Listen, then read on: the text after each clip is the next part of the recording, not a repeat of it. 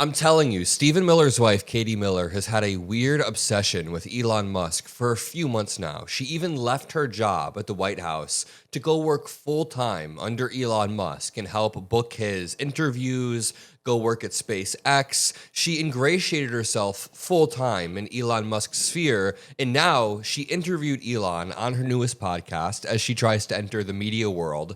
She hasn't done very well in the combative environments like on Abby Phillips' show or Piers Morgan's show. Both times, she seems to be very easily shaken up when she's pressed or given any sort of pushback. But in an easy softball interview with Elon Musk, she's able to relax a little bit more. And relax she did. It really does seem like she took on a unique vibe with Elon Musk in this interview, and it was rather cheeky. I mean, Elon Musk gets a lot of praise from Katie Miller. Just remember, a few months back, Stephen Miller's wife left the White House to work for Elon full-time. The wife of Stephen Miller, President Donald Trump's chief policy head, has reportedly left the White House to work for Elon Musk. At the time, there were a lot of rumors that they had a crush on each other. I didn't really talk about it. It's kind of childish and dumb, but just listen to the way. Look at the way they talk to each other in this clip, and then we'll go on to Elon Musk nuking his own DOGE, Department of Government Efficiency, and talking about his tenure in the Trump admin. Make sure you drop a like. Make sure you subscribe. And just notice how they're talking in this clip. It's a little bit lovey-dovey. What's the biggest misconception about you? I don't know. How would I know? What do you think? I think I get asked this a lot when I do interviews about you. Me? Oh, I got asked, everyone always thinks you're a very difficult person to work for. Oh. But I think you're very kind. I feel like he's really awkward. Like, he's not biting, but she starts throwing a lot of compliments at him. I got asked, everyone always thinks you're a very difficult person to work for. Oh. But I think you're very kind. Thanks. And like people think you are like a very demanding boss. I think that you are. I've never heard you yell at any employee. Yeah, I don't yell. I think every employee who works at every single one of your companies is incredibly mission driven, which is unlike any other workplace I've ever seen. Like, Starbase is the most inspirational place you'll ever go to. Right. Everyone is there to work on a singular goal. And so I think to me, the biggest misconception about you is how every employee at all of your companies are fiercely loyal because it's all mission driven. And you're a very good employer to work for. The woman who helped Elon Musk with PR across multiple of his companies is now speaking in a nice way about the companies publicly in a PR-friendly way. I mean, none of this is real. And I think people assume you're not. Right. Well, why would they think anyone would work at the companies? Yeah. I mean, talented people can go work anywhere they want. So they're only going to work at one of my companies if they want to, and if they're mistreated in some way, they would leave. Okay, Katie Miller clearly has a lot of respect for Elon Musk, at the very least, even beyond her asking him, what's the biggest misconception people have about you? Even beyond all of that, beyond Elon Musk's Star Wars meme shirt and Stephen Miller's wife essentially gushing over Elon Musk, I want to continue by showing you how Elon talks about Somali Americans in this interview and Doge in just one moment. Take a listen to this clip. When people say like this is fake, I'm like, actually, well, let's look at Ilhan Omar, who was voted into Congress by a large group of people from Somalia.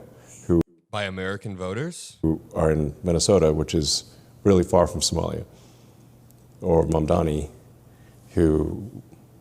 By American voters? Was voted to be mayor, but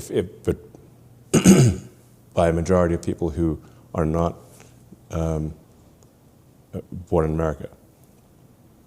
That's not even true. What a wildly made up stat. I can't find this anywhere. The idea that the majority of people who voted for Zoran weren't even born in the United States. He's saying like 55, 60, 70% of Zoran voters weren't born in the US. What are you talking about, dude? What is true, what I did find is that Zoran had a lot of young voters, a lot of younger people, and people who were newer to New York City who only lived there for a few years, but not Not people who didn't live in the USA. Mehdi points out Elon Musk, a South African immigrant born in Africa who votes in Texas and who spent millions, hundreds of millions of dollars influencing the US election in 2024, is now annoyed that Somali immigrants born in Africa get to vote in Minnesota. There's only one thing he doesn't have in common with his fellow African immigrants in Minnesota.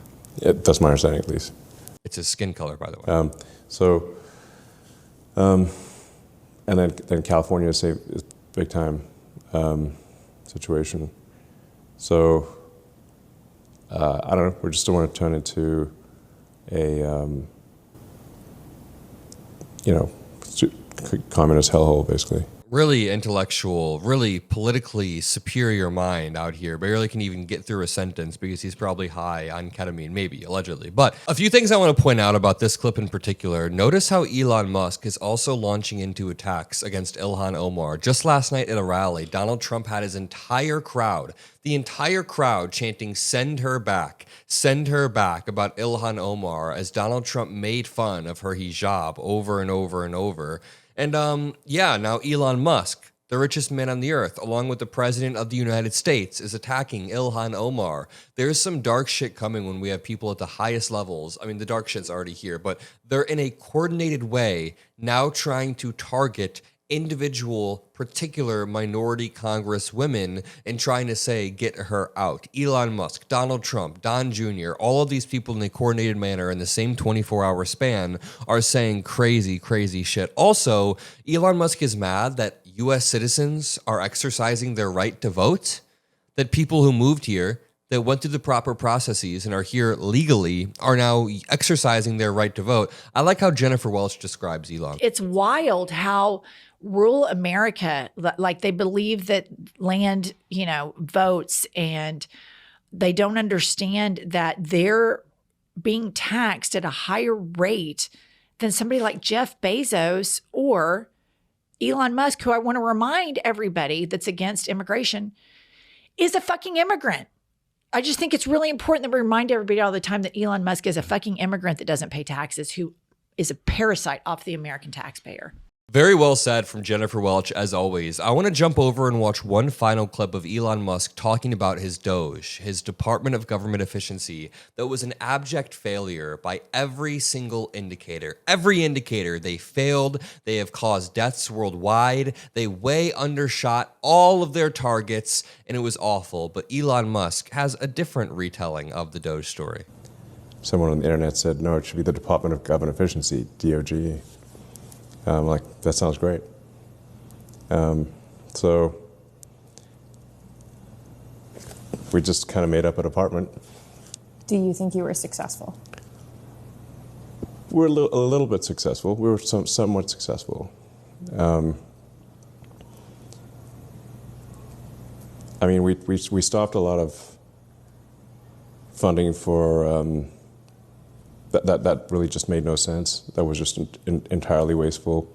I love it. He knows it was a failure. Listen to his answer. He can't even say it was successful. He has to say it was a little bit successful, somewhat successful. He knows deep down that they way undershot all of their targets. For example, even if we were so charitable and put aside the original $2 trillion reduction goal, Elon then promised a $1 trillion reduction. Okay, we'll be charitable as well. We'll put that aside. Elon then said $250 billion will be saved, and that will be a long-term reduction that will help United States citizens, and they will reshape everything.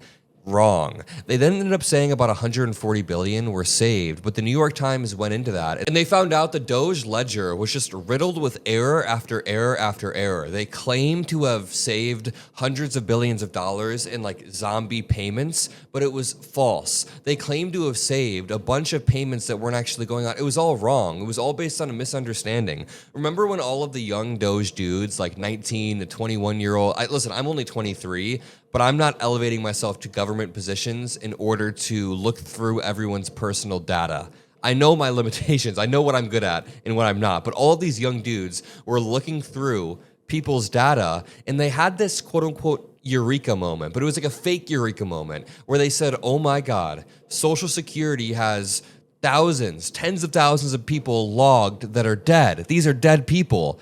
And then they took it, and they took it to the news, and then they reported it, and someone who worked in the administration, the Social Security Administration, was like, listen, this is literally just a mechanism so we have some sort of record of old people who are no longer in the system. Like, it was all there for a specific reason, for record keeping and for data collection, and Elon Musk's Doge group didn't know that, so they thought they had this huge breakthrough where they saved us billions and billions of dollars per year. Then they all had to kind of walk it back, but they never really did walk it back.